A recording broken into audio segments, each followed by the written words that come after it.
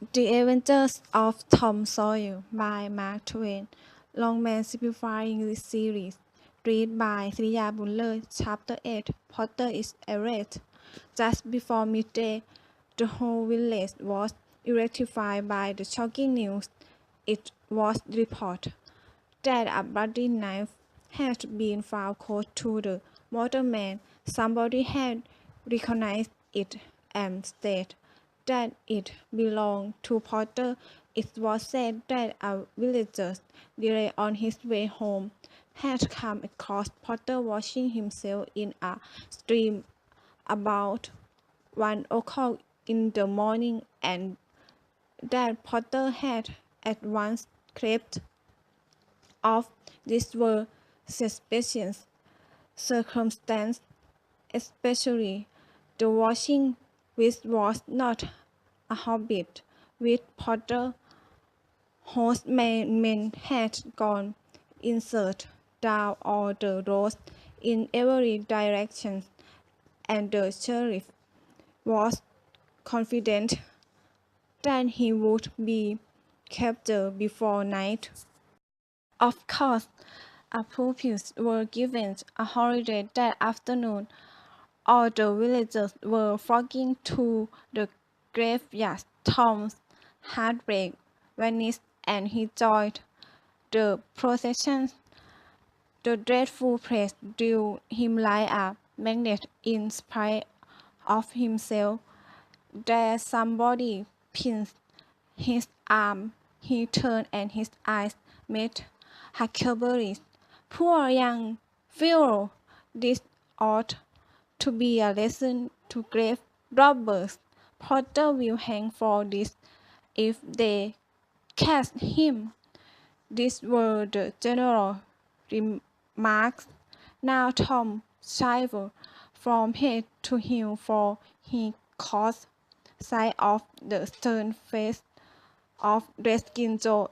At this moment, a crow began to hurry forward, and voice shouted, "It's Potter! He's coming himself! Look out! He's turning! Don't let him get away!"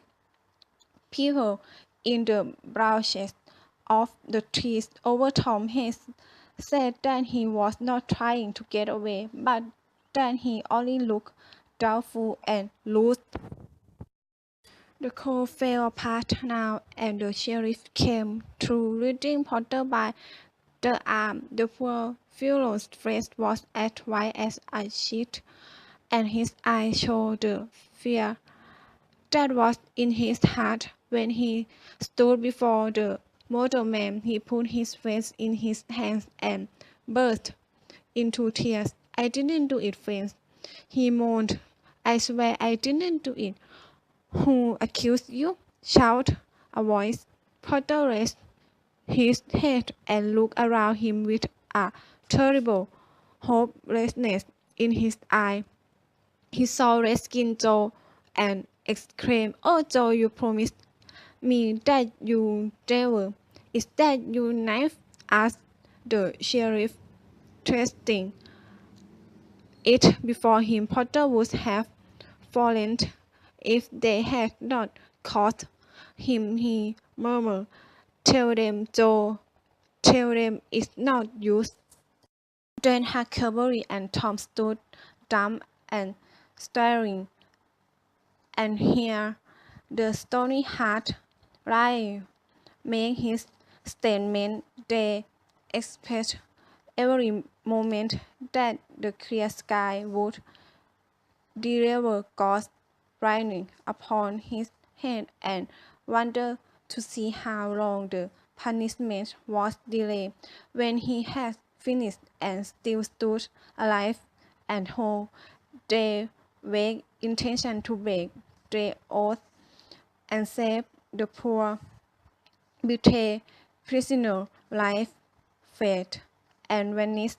It was plain that this villain was under the protection of the devil, and it would be fatal to interfere with the agents of truth and awful power as that he had now become the most horribly interesting person they had ever looked upon, and they could not take their eyes off his face.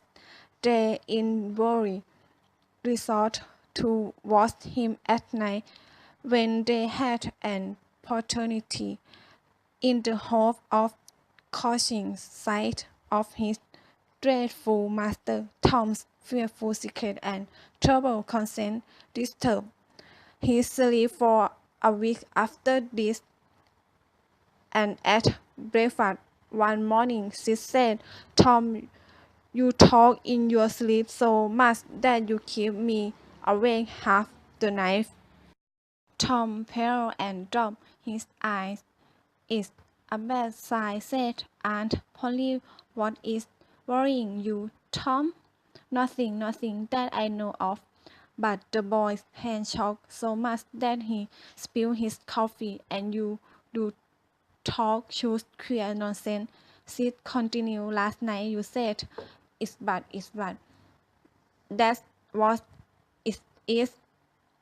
"You said that over and over again." Aunt Polly came to Tom's relief without knowing it.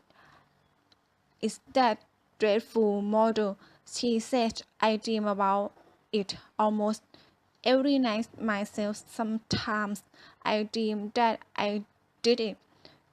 Every day or two during this time of sorrow Tom went to the prisons, a little brick building at the edge of the village.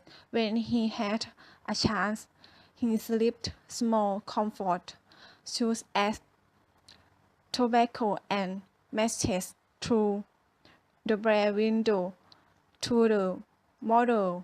This gave great help to ease Tom's consent. The villagers had a strong desire to whip Redskin Joe for body snatching, but he was regarded as such a dangerous scoundrel that nobody was willing to take the lead in the matter, and so it was giving up.